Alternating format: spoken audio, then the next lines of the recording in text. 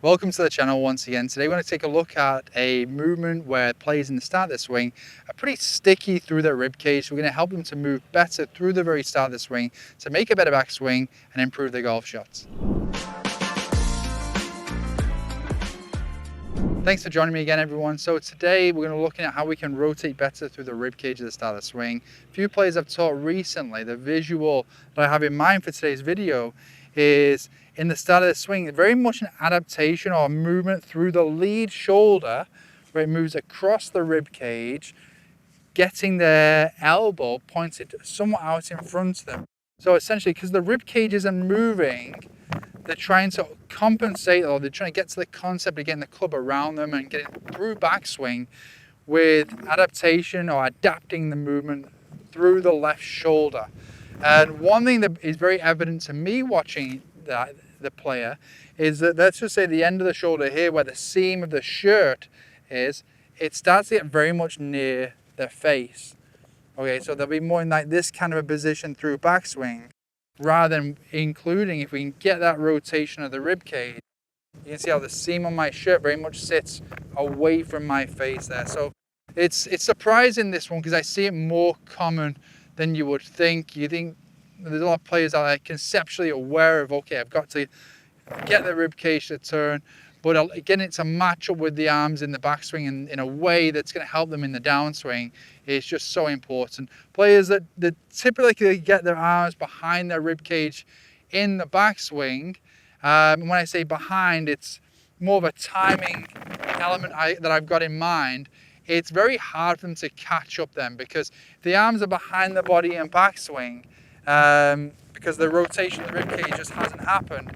When the lower body then goes to move in the start downswing and the bigger segment goes to move, the arms just get further behind. And that's what leads to players having to stop the rotation and slow down the movement with the bigger segments and get very handsy and armsy through impact, which leads to all those mishits.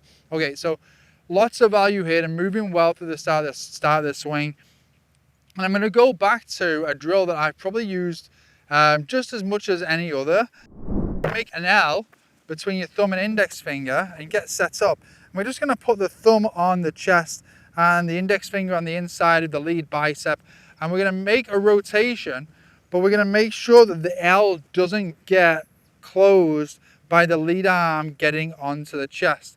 So that's going to require the left side of the rib cage to move, and it's going to help a player build the awareness of the lead arm staying off the rib cage through the backswing. Whereas if the rib cage doesn't move, the lead arm very much moves onto the chest. I know there's a lot of drills out there that encourage the arms to be fixed on the body, and I understand why people may think like, oh, if I want to improve my arm-body relationship, I'm just going to keep my arms fixed to my body.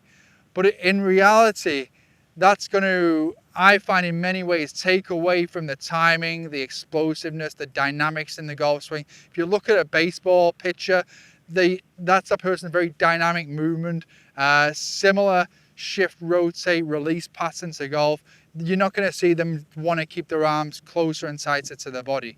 Okay, so we want to have that width. We want the arms off the body, but we want the arms synced up with the movement and spatially in a good place that are going to help us to hit good golf shots.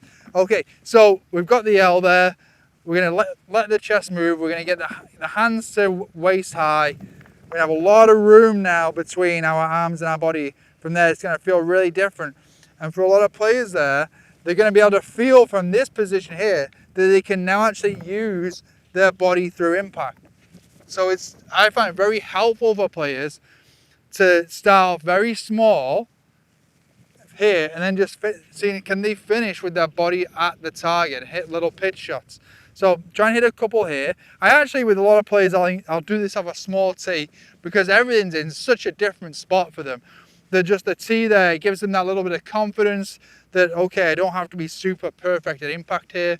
And, you know, at any time anyone I find slows things down, it's going to take a little bit of just patience to start getting the impacts and the ball flight that you're looking for. So let me try here. So I'm going to set up here. I'm going to make the L. Get a good sense here of what that feels like. Okay, I'm going to try and go nice and slow now into that same spot. And then from there, let's see if we can just get to a nice finish with my body facing the target.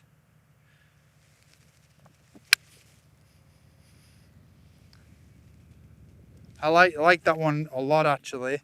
Felt like I just had a lot of room for my arms. So lots of players out there always looking for space for their arms in the golf swing. Great little drill for that. I'll hit one more for you here. Slow that down a little bit. I'm gonna do my drill. Yeah, I feel like I got more space between my bicep and my chest there. That's good.